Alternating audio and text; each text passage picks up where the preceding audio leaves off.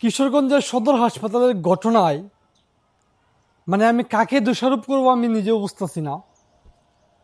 দেখতেছি যে যে ভুক্তভোগী যে ভিকটিম সে নাকি ডাক্তারদের রুমে রুমে গিয়ে ভিডিও করেছিল।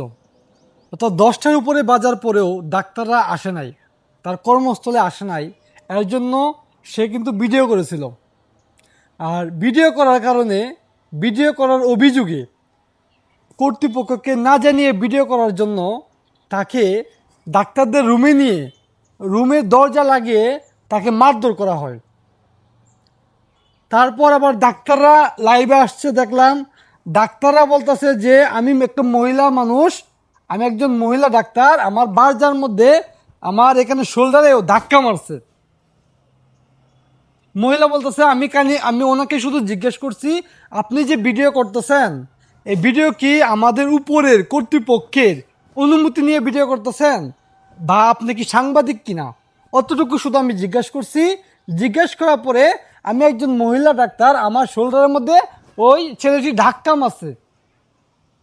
আমি একটা জিনিস বুঝলাম না, আমি যদি একটা মানুষকে জিজ্ঞেস করি, একটা মানুষ ভিডিও করতেছে, আমি সাধারণ মানুষ হয়েও যদি জিজ্ঞেস করি যে ভাই আপনি যেখানে ভিডিও করতেছেন আপনার কোনো অনুমতি আছে বা আপনি কি সাংবাদিক, এই কথা বলা মাত্রই কোনো ব্যক্তি কি আমার উপরে অ্যাটাক করতে পারবে?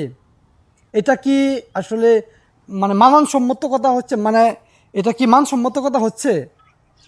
মানে এই কথা বলার পরে কি কেউ কাউকে অ্যাটাক করতে পারবে?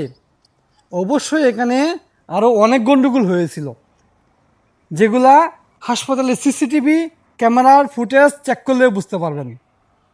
এর জন্য আসলে আমি বলতেছি কি, দেখেন যে আপনারা একটা জিনিস চিন্তা করবেন যে অনুমতি লাগবে কেন? মহিলা ডাক্তার, সে তাকে আমি তাকে সম্মানের সাথে তাকে বলতেছি ডাক্তার সাহেব বা ডাক্তার সাহেবান, আপনি যে বলতেছেন যে অনুমতি নিয়েছেন কিনা, উপরের অনুমতি নিয়েছেন কিনা। সরকারি প্রতিষ্ঠানে দুর্নীতি হবে, দুর্নীতি করার সময় কি অনুমতি নিয়ে করেন আপনারা? আমি আপনাকে বলতেছি না আপনি যে দুর্নীতি করেন, আমি তা বলতেছি না।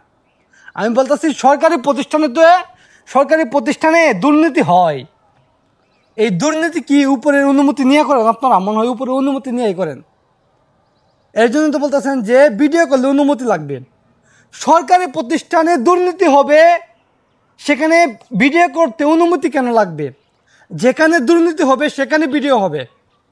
আপনারা ভিডিওকে এত ভয় পান কেন আমি বুঝি না। একটা মানুষের মন চাইছে, তার কাছে মনে হচ্ছে না এটা লিগ্যাল না আনলিগ্যাল,